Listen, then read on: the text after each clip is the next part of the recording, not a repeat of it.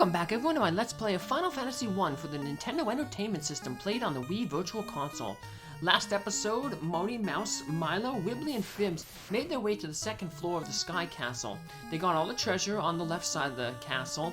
The right side they cleared out the first time we came here before they went back to the Sea Shrine to take out Kraken, the Fiend of Water. But now they're here in the Sky Castle to take out Tiamat, the last of the fiends, and the Fiend of the Air. Tiamat is named after the Dungeons and Dragons. It's one of the dragon gods in that setting. So, in this one, I guess he's been downgraded to from a god to a fiend of elements, but he still can be a potentially tough cookie. But one thing that's interesting about Tiamat is he does not have immunity to the Bane sword. So you could potentially knock him out with one successful use of the Bane sword that currently Milo has equipped there. So, but for this battle, Milo will instead use his mage staff to help take out these green Medusas. Like the regular Medusas, they are weak to fire, and they have a 50% chance to use the glance spell, which, or glance skill, which can turn your characters into stone. So, took care of them, and there, Wimbley, breaking that 500 hit point mark. Everybody else gaining some good stats there. Now there's just one more enemy that we want to encounter here on this floor. Some rock golems. I don't know how they are air elemental, but I guess they were running out of monsters for the for air. That's a theme we'll see later on in the final dungeon. In the final dungeon, there's going to be a floor dedicated to each of the elements, and yeah, for some reason there's some type of there's a few rock monsters, golems, on that wind floor. Or air floor. So, but here we got these rock golems. Let's take them out like most golems, as you expect. They have pretty high defense, and they can potentially hit hard. So Milo will put his white shirt to use there. Cast that Invis too. Wimbley will put his ninja moves to use. You know, get a little bit of slowdown here with our capture card. I guess sometimes the wires get crossed or something, so using that slow spell. That can be annoying if it hits Marty or Wimbley, because slow reduces their intelligence, so it reduces the amount of hits that they can do. So, alrighty, well that takes care of the monsters on this floor. Let's hop on up onto the next floor. So, hey, there's a robot over there. There's also treasures in all the different corners. To the left is the teleporter to the next floor. So we'll just work our way around, grab some treasure here.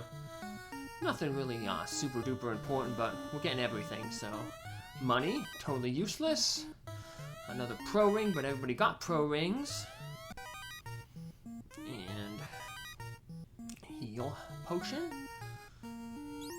If you have a full inventory heal potions, they it doesn't like overflow, which is good.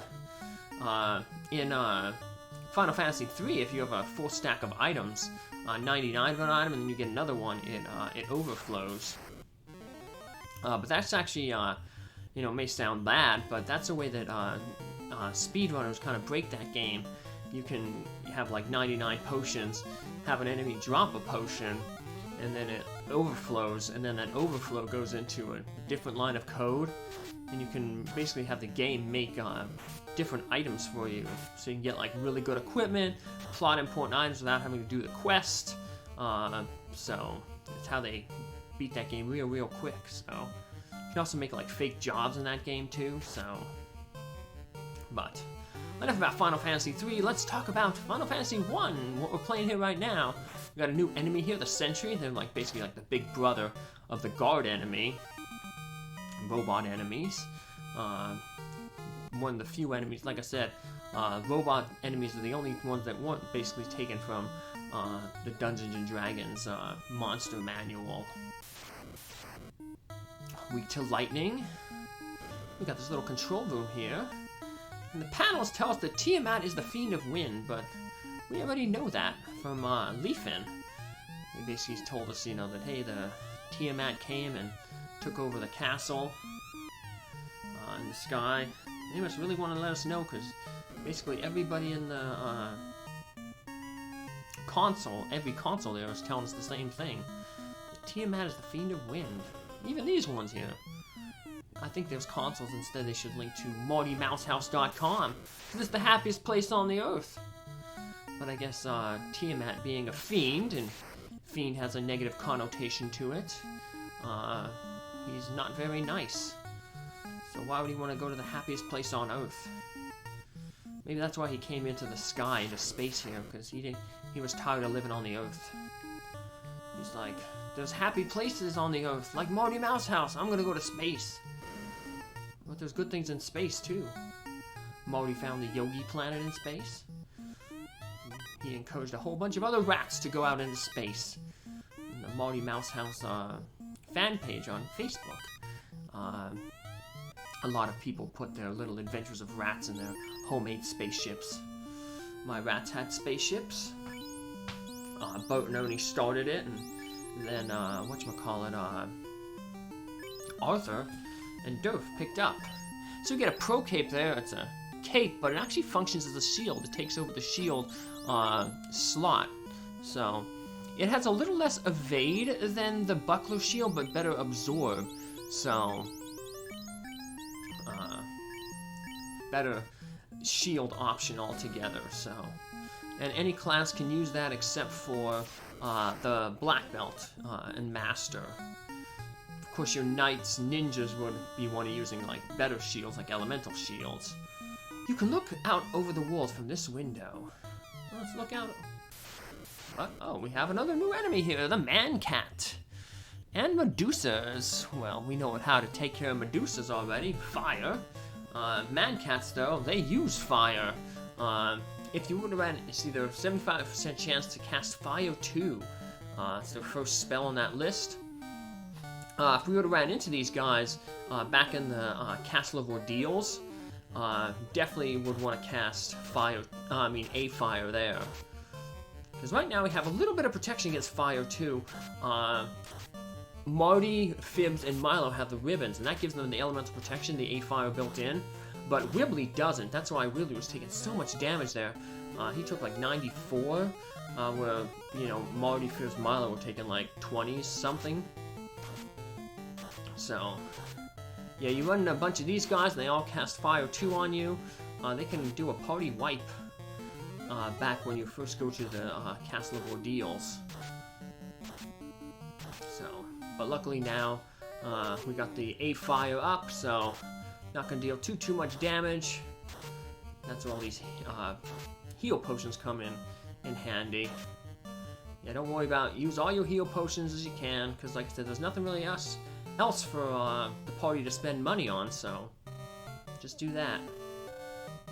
Fibbs can also use his heal staff. Heal staff doesn't heal too much, but with the reduced damage that the Fire 2 is doing, basically one casting of the heal staff can repair the damage that one of those Fire 2 did. Yeah, it's cast on like 20 some hit points. So usually like high teens to low 20s is about what the heal staff does. So it's effective over time. So yeah, because right now the man-cats, if this battle goes on for a while, their next attack will be fire, and that's just a single targeting spell. Their attack, they have up to 3 attacks, but the attack is pretty weak. You see only 20. That's, I think, like what's the attack power of like stuff like ogres and stuff. So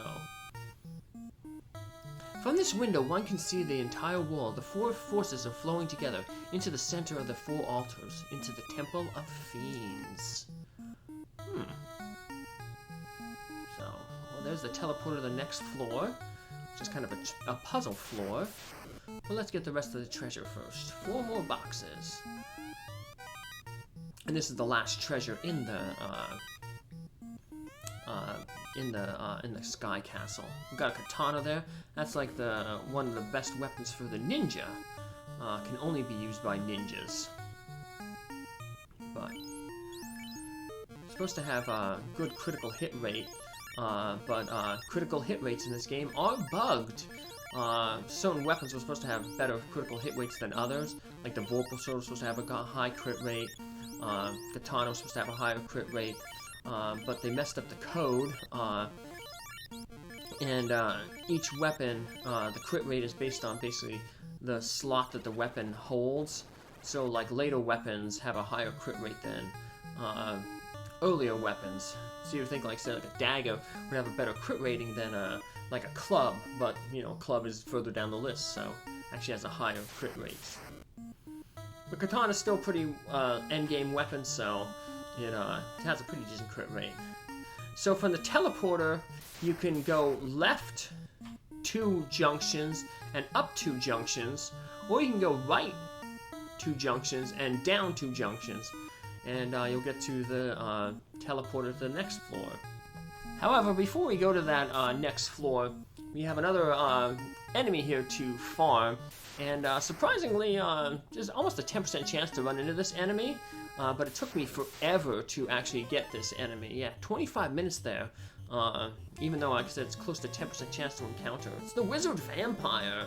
So he usually comes in packs with a whole bunch of like vampire like flunkies. One of the interesting things about him is he has his first spell that he'll cast, if he uses the spell, is a fire, which you know, gives himself and any vampire flunkies he has with him resistance to fire. We know that undead are weak to fire, but luckily we have light axes. So if you find yourself in that situation where the wizard vampire has a bunch of vampires with him, cast a fire, just use your light axes, because they cast harm 2.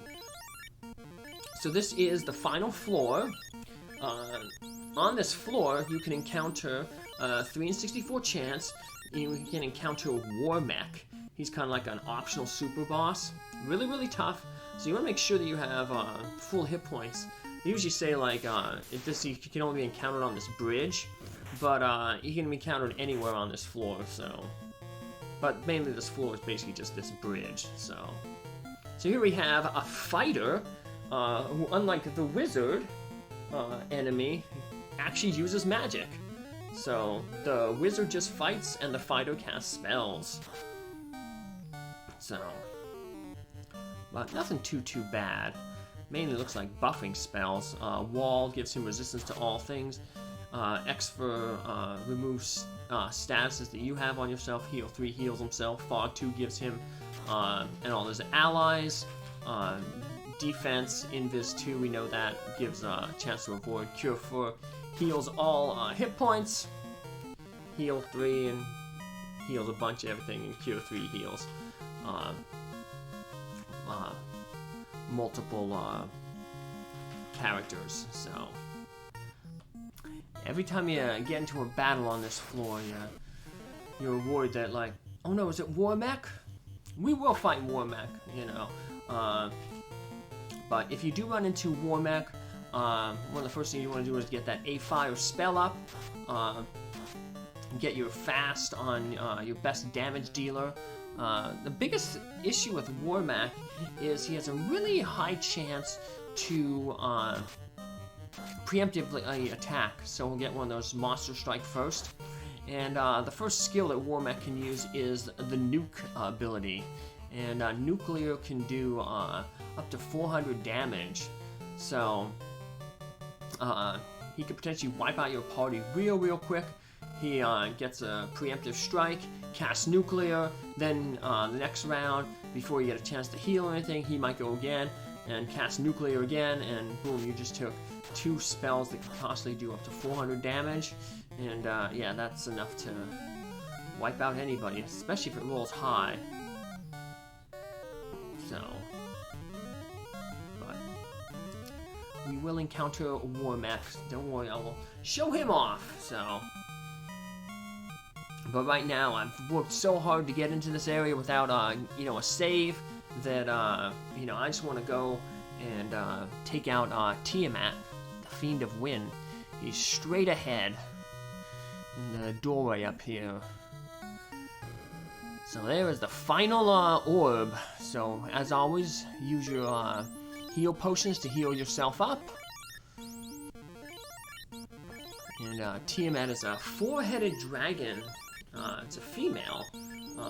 So there's 2 male fiends, 2 female fiends. Carry Tiamat the females. Lightning erupts from the fiend's ball. So you have come this far. I, Tiamat, the Fiend of Wind, will end your journey. So here's Tiamat. Four-headed dragon, so she has 4 attacks.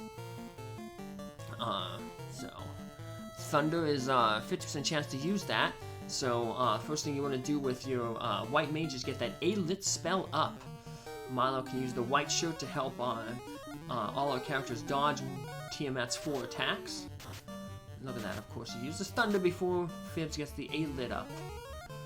Boo. Once Milo gets, the Invis 2 up, it might be a good time to have him start using the Bane sword. As you can see, Tiamat is weak to Brack and Brain. Bleh, Brack and Bane. It's a little tongue twister there. I was saying Brack and Brain.